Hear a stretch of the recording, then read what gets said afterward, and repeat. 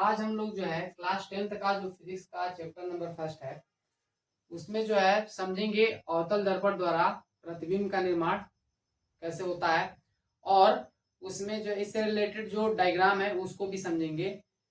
तो इसके पिछले वीडियो में मैंने ये 3 कवर कर लिया था और इसका डायग्राम भी मैंने बताया था। तो इस वीडियो में जो है इस 3 को देखेंगे, ठीक है, और इसके डायग्राम को भी समझेंगे कि जो है इसको कैसे आपको बनाना होता है।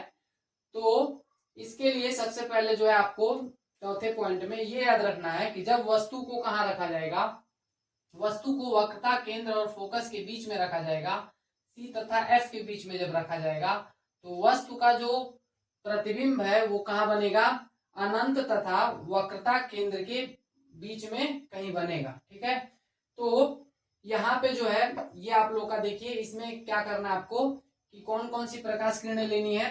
पहली प्रकाश किरण इसमें जो है लेना है कि आपका जो है ये समांतर प्रकाश किरण पहले लेनी है जो कि वस्तु से आपतित होगी इस पर, दर्पण पर, और कहां से होकर गुजरेगी, फोकस से होकर गुजरेगी। और दूसरी प्रकाश किरण आपको कौन सी लेनी है, जो वक्रता केंद्र से क्या होगी, वक्रता केंद्र से आपतित होगी और वहीं से रिटर्न हो जाएगी। ठीक है, तो जब इसको जो है आप क्या करेंगे, खींचेंगे, ठीक है ना, तो आप देखेंगे क्या कि ये जो प्रकाश की किरणें हैं वो आपका जो है कुछ इस तरीके की दिखेंगी, जो कि कुछ दूरी पर जाके आपका क्या कर जाएंगी, एक जगह पर इंटरसेक्ट करेंगी एक दूसरे को। तो जहां पर ये इंटरसेक्ट करेंगी वहां उस बिंदु पर आप क्या करेंगे, मुख्य अक्ष से जब लंब डालेंगे तो आपको जो है वस्तु का जो प्रतिबिंब है वो मिलेगा। ठीक है, तो वो इस व्हाइट बोर्ड पर नहीं बन सकता है, ठीक है, जगह नहीं है, तो इसलिए जो है आप इसको समझ सकते हैं कि कुछ दूरी पर जाके मिलेगा। तो और जैसे जैसे ये दूरी बढ़ेगी वैसे वैसे जो इसकी लंबाई भी मुख्य अक्ष से क्या होती जाएगी, बढ़ती जाएगी, जिससे आपका जो प्रतिबिंब होगा वो बड़ा बनेगा। तो देखिए यहाँ पे लिखा भी है कि वस्तु का प्रतिबिंब क्या होगा, बड़ा होगा। और वास्तविक तथा उल्टा होगा। वास्तविक का मतलब ये है कि जो है ये दर्पण के आगे बनेगा। तो देखिए ये दर्पण के आगे, जिसको जो है हम लोग पर्दे पर देख सकेंगे। और उल्टा होगा, उल्टा का अर्थ है कि वस्तु का, देखिए वस्तु आप लोग का ऊपर की तरफ है तो इसका इमेज जो होगा जब आप इस पर लंब डालेंगे तो वो जो है नीचे की तरफ आप लोग को डालना पड़ेगा। ठीक है, डालेंगे तो लास्ट पॉइंट जो होता है इसका, अंतिम जो वो है वो नीचे की तरफ आप लेंगे। इस वजह से जो आप इसमें वस्तु का जो प्रतिबिंब होगा उसको उल्टा मानेंगे। ठीक है, तो ये पहले के लिए हो गया। चौथे के लिए, अब पांचवे के लिए देखते हैं। पांचवे के लिए क्या करना है, जब वस्तु को फोकस पर रखा जाता है, देखिए ये मैंने वस्तु को फोकस पे रख दिया। तो जब वस्तु को आप फोकस पे रखेंगे तो उस वाली सिचुएशन में जो आपका वस्तु का इमेज है, जो प्रतिबिंब है, वो कहाँ बनता है, अनंत पर बनता है। इस वाली सिचुएशन में आप देखेंगे कि ये जो प्रकाश की किरणें हैं वो आपको मिलती हुई प्रतीत नहीं होगी, बहुत दूर पर जाके मिलेंगी, ऐसा माना जाता है, ऐसा साइंटिस्टों ने बताया है कि ये बहुत दूर पर जाके मिलेंगी। इसलिए जो है आप इसको सिर्फ एज्यूम कर सकते हैं कि ये बहुत दूरी पर जाके मिलेगा, अनंत, लगभग अनंत पर।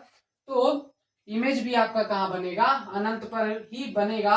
और मैंने बताया इस वाले में भी बढ़ता है कि जो है जितनी दूरी ये बढ़ती जाएगी, जितनी दूरी पर ये जाके मिलेंगे वो जो है इसकी लंबाई भी क्या होती जाएगी, प्रतिबिंब की बढ़ती जाएगी। तो आपका जो प्रतिबिंब होगा वो अत्यधिक बड़ा बनेगा, वास्तविक तथा उल्टा बनेगा। क्योंकि अभी भी देखिए ये इमेज जो है दर्पण के बाहर ही बनेगा और इसको भी पर्दे पर देखा जा सकेगा। ठीक है, और उसके बाद जो है सिक्स्थ पॉइंट क्या है कि जब वस्तु को आप कहाँ रखेंगे, ध्रुव तथा फोकस के बीच में रखेंगे। ठीक है, ध्रुव तथा फोकस के बीच में, तो देखिए ये आप लोग का ध्रुव है P और ये है आपका फोकस।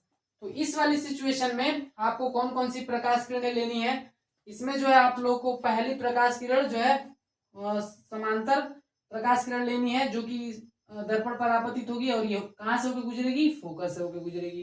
दूसरी प्रकाश किरण कहां से लेंगे आप, जो कि वक्रता केंद्र से होकर गुजरेगी। तो वो आपको जो है इस वाले में भी वही किया आपने, देखिए फोकस से आप क्या कर रहे हैं, समांतर प्रकाश किरण डाल रहे हैं मुख्य अक्ष के समांतर, और उसको जो है क्या कर रहे हैं, फोकस से होकर गुजर रही है। दूसरी प्रकाश किरण कौन सी ले रहे हैं, जो वक्रता केंद्र से ले रहे हैं, और वक्रता केंद्र से ये आपतित हो रही है और इस परावर्तन के पश्चात भी इसी पॉइंट पर वापस आ रही, वक्रता केंद्र से ही होती हुई आ रही है। तो इस वाले सिचुएशन में भी वही करना है। जब आप ऐसा करेंगे तो आप देखेंगे कि ये जो प्रकाश की किरणें हैं वो इस तरफ दर्पण के आगे जो है नहीं मिलेंगी। इसका कारण ये है। तो अब इसको जो है कैसे प्रतिबिंब बनाएंगे, तो इस वाली सिचुएशन में आपका जब ये ऐसा लगे कि ये नहीं मिल रहा है तो इसको जो है पीछे की तरफ एक्सटेंड किया जाता है, इसको पीछे की तरफ बढ़ा के मिला दिया जाता है, ठीक है। और जब मिलाएंगे इसको तो जो है आपका जो प्रतिबिंब बनेगा वो दर्पण की अब पीछे बन रहा होगा, ठीक है। तो इसमें जो है जब ऐसी सिचुएशन आ जाए कि आपको जो है इस प्रकाश किरण को, परावर्तित प्रकाश किरण को पीछे की तरफ बढ़ाकर मिलाना पड़े, तो उस वाली सिचुएशन में जो आप लोग का प्रतिबिंब बनता है वो आभासी होता है। आभासी होने का मतलब है कि यहाँ पे जो है ऐसा माना जाएगा कि जो है प्रकाश की किरण मिल रही है और ये दर्पण के अंदर बनेगा पीछे की तरफ, ठीक है। और इसकी जो है प्राकृति की बात करें तो प्राकृति क्या है, ये जो है सीधा होगा, ठीक है। सीधा क्यों होगा, क्योंकि जो है देखिए वस्तु जो है, वस्तु भी ऊपर है और प्रतिबिंब भी जो आप लोग का बन रहा है वो ऊपर की तरफ ही बन रहा है। इस वाली सिचुएशन में इसको हम बोलेंगे कि इसका जो इमेज बन रहा है वो भी आपका सीधा बन रहा है, ठीक है गाइस। तो मुझे उम्मीद है कि आप लोगों को ये वीडियो अच्छा लगा होगा और इसमें अगर किसी भी तरह का संदेह है तो आप कमेंट में लिख सकते हैं। Thank you guys.